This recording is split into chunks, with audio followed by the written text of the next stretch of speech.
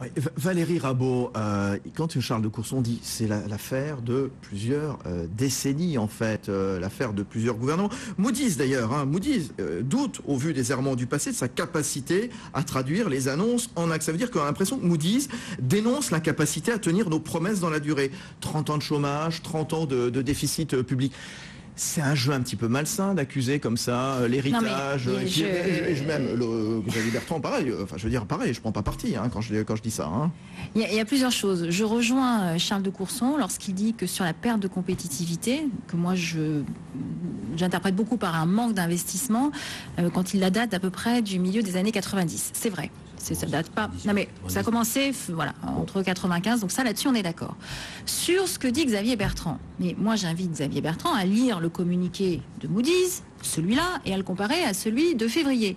Il verra que les causes qui sont expliquées n'ont pas bougé. Alors qui reproche à un gouvernement de ne pas avoir tout corrigé en 6 mois, quand ça fait 10 ans qu'il est au gouvernement, je trouve que ça relève de la mauvaise foi la plus élémentaire de sa part. Vous pensez je finis. Deuxième point qu'il évoque, il dit le gouvernement n'aurait pas pris des mesures. Mais là aussi, il se trompe. Et je vous remercie d'avoir rappelé ce qui était écrit dans le communiqué de Moody's, qui dit clairement, il y a des bonnes choses qui ont été mises en œuvre, qui ont été initiées. Alors évidemment qu'au bout de 3 mois, elles ne portent pas le résultat, encore totalement, même si on a vu qu'au 3e trimestre, la croissance française avait fait plus 0,2. Oui. Mais attendez. Non mais je suis très prudente. Je suis très prudente là-dessus. On voit que parmi ne valent rien. Non, mais parmi les moteurs de cette croissance, c'est essentiellement la consommation qui a un peu plus tiré. Mais grâce à un certain nombre de mesures qui ont été prises par le gouvernement. Bon. Après sur les mesures structurelles de fond, parce qu'il ne faut pas non plus, on n'est pas là. Justement, voilà. On n'est pas là pour se voiler la face. Le plan qu'on a voté, mon cher collègue Charles de Courson, qu'on a voté cet après-midi, enfin que j'ai voté, que vous n'avez peut-être pas voté, mais que moi j'ai voté, c'est un plan, le projet de loi de finances pour 2013, qui est un plan à 30 milliards d'euros. Ce sont des efforts pour corriger nos finances publiques qui n'ont jamais été entrepris. Alors, 86, 87. Bon, alors attendez. Non mais si, mais ça veut dire que ce qu'il faut corriger, laissez-moi finir, ce qu'il faut corriger dans le déficit. Non mais je finis là-dessus. Le vrai problème, c'est d'avoir une dette qui nous coûte 51 milliards d'euros par an à notre budget. Ce qui fait pour chacun des Français 850 euros par an. Bon. Cet argent-là, on ferait mieux d'investir dans autre chose. Donc il est impératif de corriger notre déficit, de corriger la trajectoire de nos finances publiques. Et ça, c'est ce que nous faisons là. Olivier, oui. Non, alors je ne voudrais pas vous donner l'impression que vous êtes une contre 3. Désolé, vous êtes effectivement dans cette situation difficile de défendre. Non, vous inquiétez pas, je me sens. De toute évidence, on peut vous donner l'impression par votre discours que des mesures extrêmement fortes et courageuses. Mais ce qui est vrai.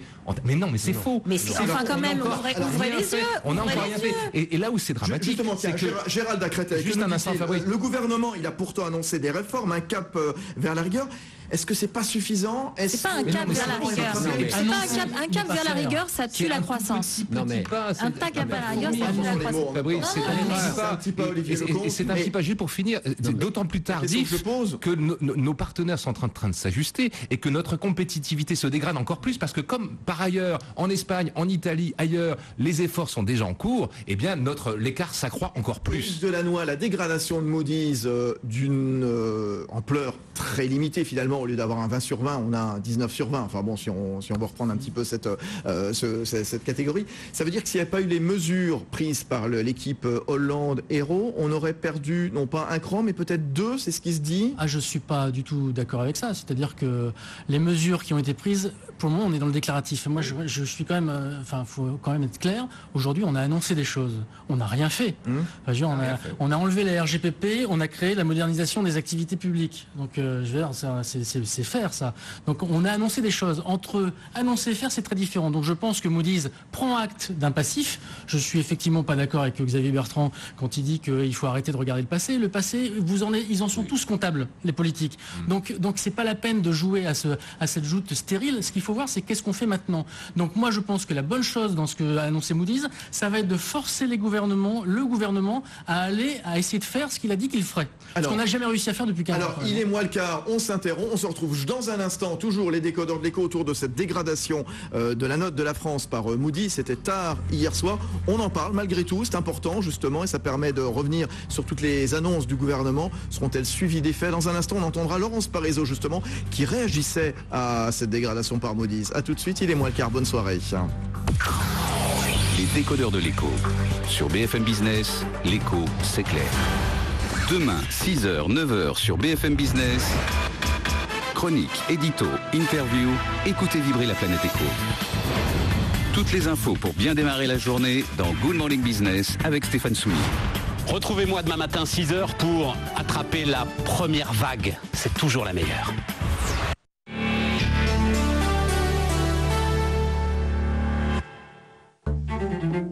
Vivez la bourse autrement. Désormais, avec Bourse Direct, vos ordres de bourse sont à moins de 1 euro. Le meilleur de la bourse en ligne, boursedirect.fr. Téléchargez l'application gratuite BFM Business et emportez BFM Business dans votre iPhone.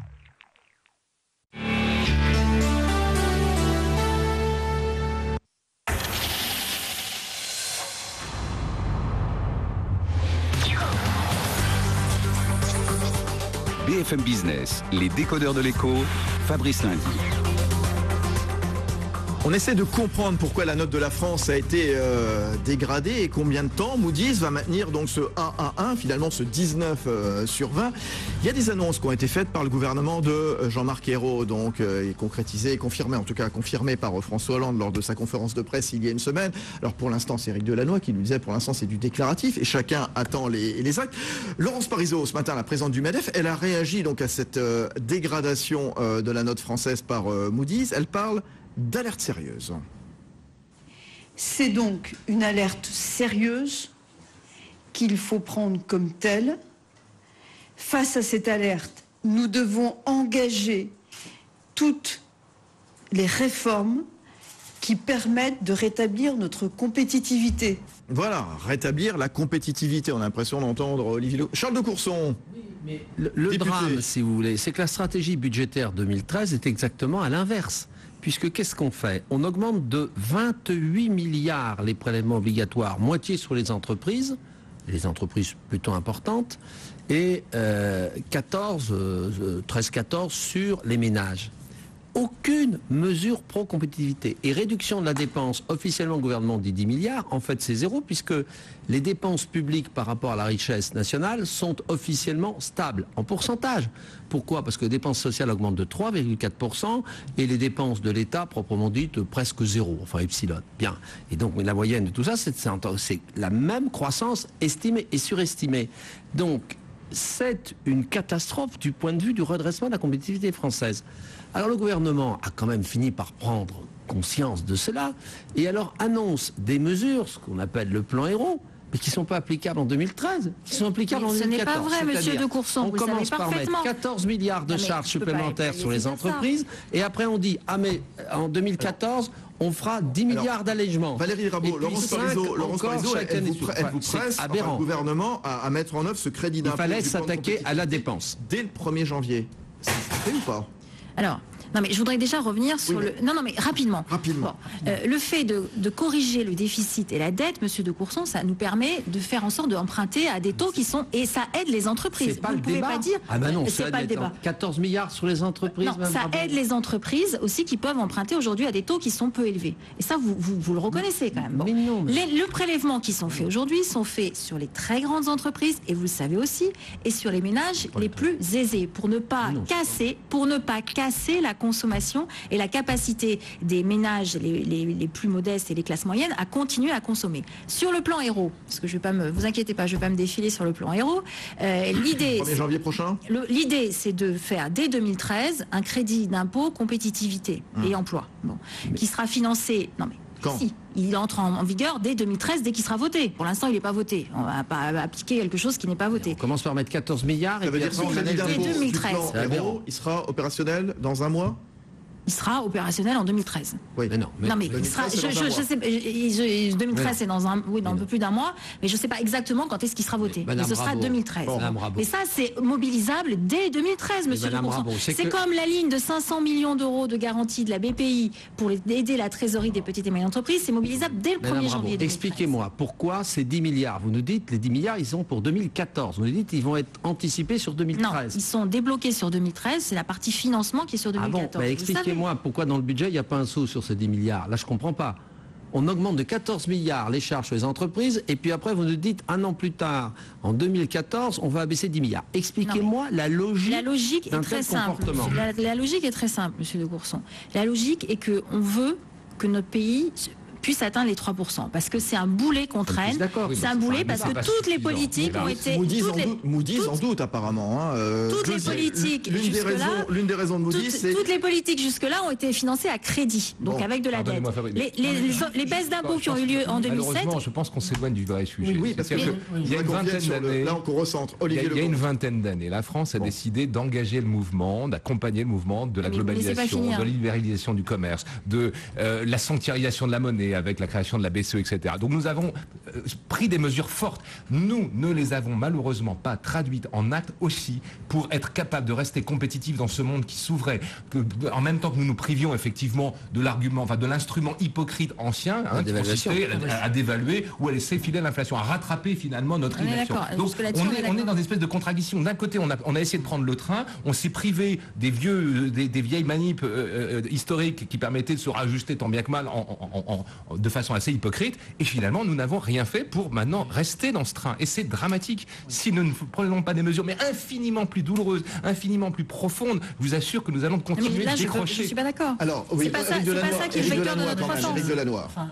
Il faudrait vraiment sortir de ces débats-là. Il y a une équation très simple, c'est beaucoup de dettes, pas de croissance, pas d'inflation, égale encore plus de dettes. Je lis Moody's. Donc on peut dire ce qu'on veut. La deuxième raison pour laquelle la note est dégradée, c'est l'incertitude qui plane sur les perspectives budgétaires de la France au regard de la dégradation des perspectives économiques. Évidemment.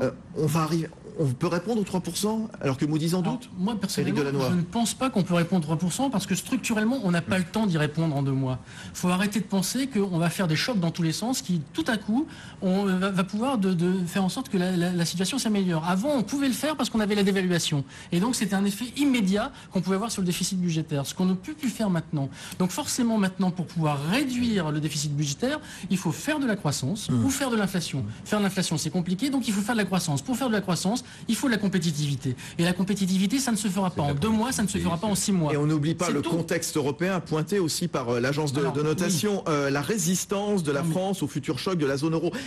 Moody's, en doute, exposition aux pays de la périphérie de l'Europe, via ses liens commerciaux, via son système bancaire exagérément importante et son obligation à soutenir les autres membres de la zone euro qui augmente. Ça veut dire quoi? Qu'on reproche finalement à la France de participer au plan de renflouement des pays faibles, Éric Delannoy?